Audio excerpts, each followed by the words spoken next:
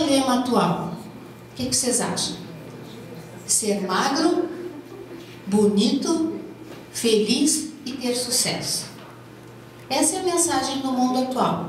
Quem for gordo é discriminado, né? Principalmente assim, quem tiver que usar óculos, então pior ainda, né? No contexto do adolescente, eles são excluídos. E tantos outros diferentes, por isso a importância de hoje nós trabalharmos com as diversidades, né? Um outro ponto seria ser feliz e ter sucesso. O que nós exigimos constantemente dos nossos filhos? Que valores são esses que nós estamos exigindo deles? Que valores nós queremos transmitir para eles? Então, existe sim uma ansiedade muito grande que o meu filho tenha sucesso. Mas o que é esse sucesso? Baseado em quê? O Samitiba diz o seguinte, que os pais querem muito que os filhos sejam mais felizes do que eles, mas não sabem como fazer isso. A gente não sabe como fazer que os filhos sejam mais felizes do que a gente se sente ou que a gente gostaria de ser. Então, aí entra toda uma questão, né, uma ambivalência muito grande na educação. Uma ambivalência do mundo adulto com o que eles estão trazendo para nós atualmente de novidades. O mundo hoje é da internet, é um mundo hoje de competências, e que nós também passamos a exigir dos filhos um certo grau de competência que muitas vezes não tem nem maturidade para atender.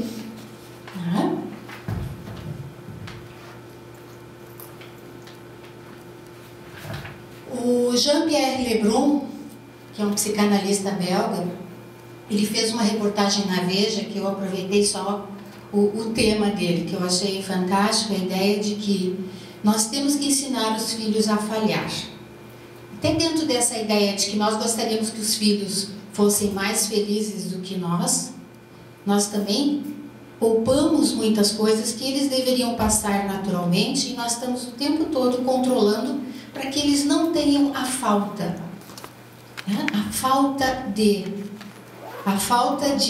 afeto, a falta de bens materiais, a falta de presença parental, que mesmo não conseguindo dar essa presença parental, né, eu vou carregar uma certa culpa, e essa culpa também vai ser uma transmissão de algo que a gente chama, chega no final de semana, eu te dou alguma coisa.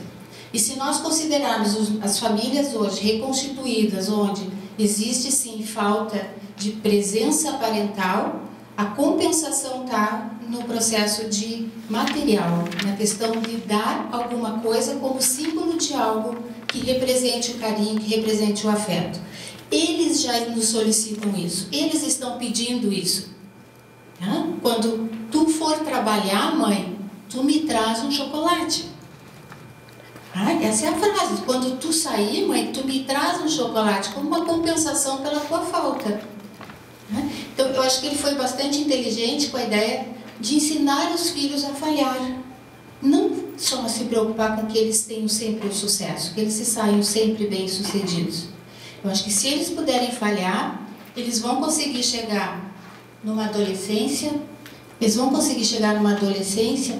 sem tantos tumultos, né? Porque naturalmente, quando chega na adolescência, o que eles buscam? A indisciplina, a diferenciação dos pais, a necessidade de autonomia, e exatamente no momento onde os pais estão muito voltados para a realização pessoal deles, da família, de construção de vida.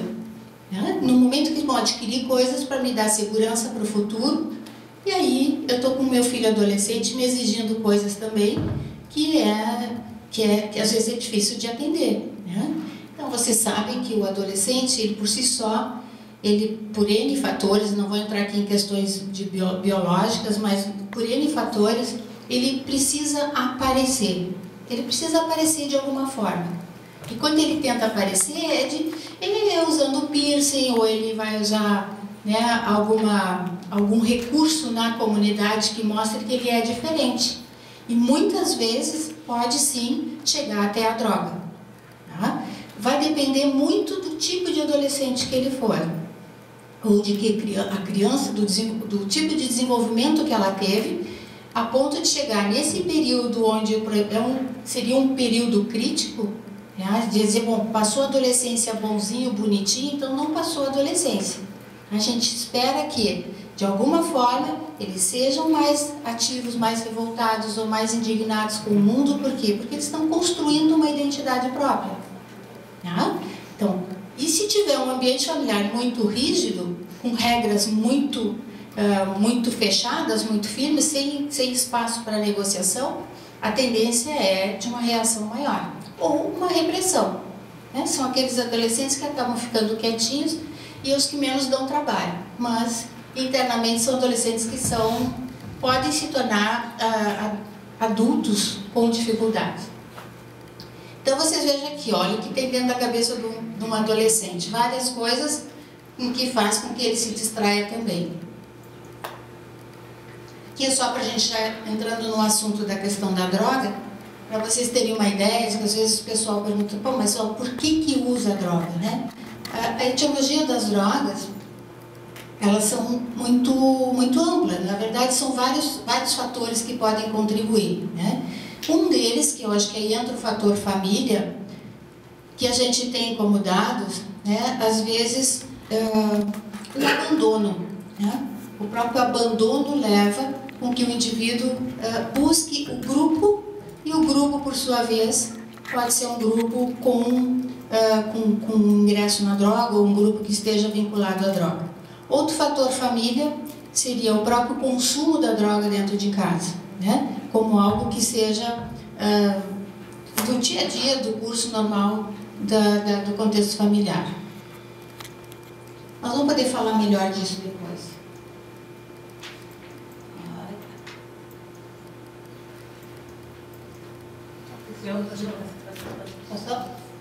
Então, condutas e situações de risco do adolescente. Um baixo monitoramento da família e escola. Né? Falta presença, como eu disse, presença parental.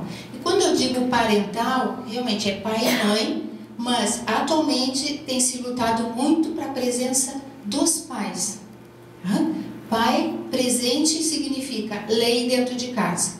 Tá?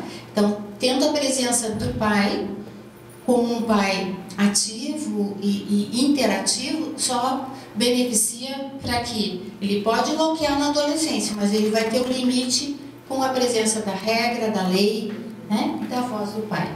Uso precoce de álcool e ou tabaco, a baixa autoestima, a predisposição genética como um fator importante, questões culturais, o ambiente onde está vivendo, dificuldades escolares e as comorbidades.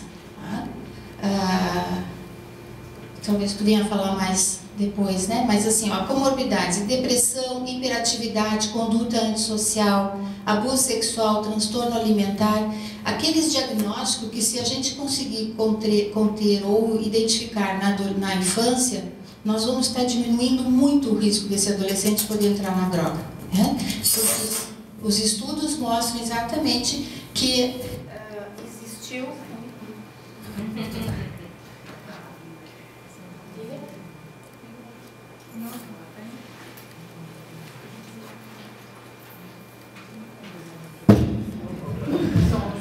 Está forte. Então, depressão, hiperatividade, conduta antissocial, né, são aspectos importantes para serem avaliados e diagnosticados antes da entrada na adolescência, para que a gente possa prevenir até o uso, o contato com a droga, e que isso venha a servir de controle da situação. E a estruturação da personalidade, que é onde eu já falei, da função paterna. Como é que está meu tempo aí? Então, reflexões. Quando eu comentei com vocês que eu fui conversar com alguns pais, teve uma mãe que me disse o seguinte, né? Ela disse que ela estava muito assustada com a banalização como os adolescentes estão lidando com a questão da sexualidade. E que ela se sentia muito invadida o fato de ela ter que deixar ou aceitar que o filho trouxesse a namorada para transar em casa, na casa dos pais. Né? Aí, claro, surge uma polêmica bem interessante. Né? o quanto eu particularmente, eu fui comprar quando meu filho trouxe a namorada, meu filho mais velho, ele disse, mãe, eu preciso comprar um colchão. E era um colchão, ele tinha colchão de solteiro. Eu disse, não filho, vamos lá então, vamos na loja, vamos comprar o colchão. Aí eu entro na loja, tá ele e a namorada, eles vão para o lado do colchão de casal e eu fui para o lado do colchão de solteiro, né? Então mostra bem o quanto é difícil para a gente aceitar essas propostas que eles trazem para a gente acompanhá-los, né? Nesse processo de aceitação também, que já são adultos. Aí vem aquela ideia, bom, se sente violentado, se não se sente bem, não faça, né? A mensagem pelo menos seja coerente com o que está sentindo, tá? E assim em tantas outras coisas. O aspecto da banalização da maconha, do uso da maconha, é um ponto importante que a gente vê que as famílias hoje estão aceitando mais que os seus filhos usem a maconha. Por ser algo que todo mundo usa ou por ser algo que não faz tão mal assim. Né? Então, há uma tendência maior dos pais a acompanhar a evolução de que a briga dos jovens para que a maconha seja legalizada e todo esse processo que está por vir. A banalização da sexualidade, a geração do descartável, do ficar, acho que é um ponto que nós temos que acompanhar esse processo de troca-troca, né? Do quanto para nós era importante manter um relacionamento, hoje a troca está sendo mais frequente. A palavra do pai é a certa. Uma pergunta, a palavra do pai é a certa? Vocês acham que hoje em dia eles viriam perguntar para vocês, né, alguma coisa que eles tenham dúvida, ou eles iriam para a internet ou para os amigos perguntar? As informações hoje, pelo fato de estar tão próxima, eu vou primeiro para a internet saber o que é, e depois eu até vou perguntar para o meu pai. E se nós, em épocas atrás, nós até íamos aos pais e perguntávamos algo que nós tínhamos de curiosidade. Não digo nem tanto na área sexual, mas outros aspectos da vida a gente questionava, né? Atualmente, claro, quem consegue fazer isso é que está muito próximo realmente dos filhos, tá? Mas a tendência é de eu buscar informações em outro lugar, que mais certo é a internet, do que chegar no pai e perguntar. Até porque também eu vou ter dúvida, né? Vou ficar sempre na insegurança. Qual é o filho que sente que está com uma tendência ou vou chamar de tendência homossexual, vai questionar o pai e a mãe, ou vai chegar no pai e na mãe, né? Ele vai primeiro ver como é que isso acontece, para depois chegar a revelar. E demora muito. A palavra do pai é certa, hoje em dia já não é mais. Síndrome de não ter tempo é um outro ponto do nosso dia a dia, né? Quantos de vocês têm tempo para ficar em casa? Quantos de vocês têm tempo para ficar em casa, tempo disponível suficiente para dar a atenção que a gente espera que os filhos gostariam de ter, né? Bom, por enquanto acho que é isso aí. Depois a gente segue nos questionamentos, tá? Obrigada.